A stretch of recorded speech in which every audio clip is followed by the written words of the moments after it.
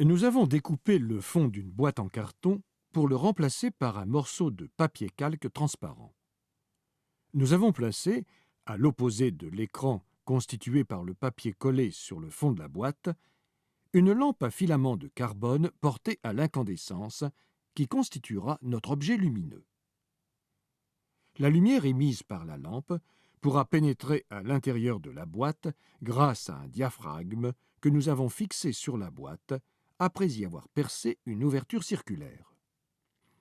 Le diaphragme nous permettra de faire varier le diamètre du trou circulaire par lequel la lumière pénétrera dans la boîte. La boîte que nous venons de décrire s'appelle un sténopé.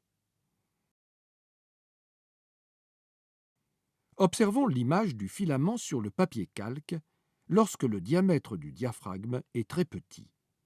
L'image est peu lumineuse, elle est bien définie et elle est renversée.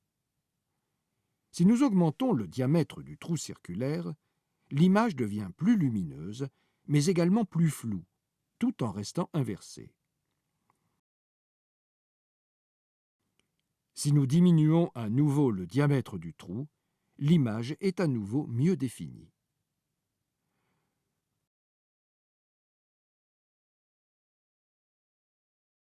En effet, sur le schéma, nous voyons que l'image du filament se construit à partir des rayons émis par le filament, et dont l'ensemble est plus ou moins sélectionné par le trou circulaire. Plus celui-ci est petit, plus à un point source du filament correspondra sur l'écran une tache lumineuse de faible diamètre. Et plus le trou circulaire aura un diamètre important, et plus de rayons ayant des inclinaisons différentes seront autorisés à atteindre l'écran pour donner des taches lumineuses de diamètre de plus en plus grand, conduisant à un flou de l'image. Si l'on fait varier la distance de la source lumineuse à l'écran, on peut constater que la taille de l'image observée évolue également en fonction de la distance du filament à l'écran.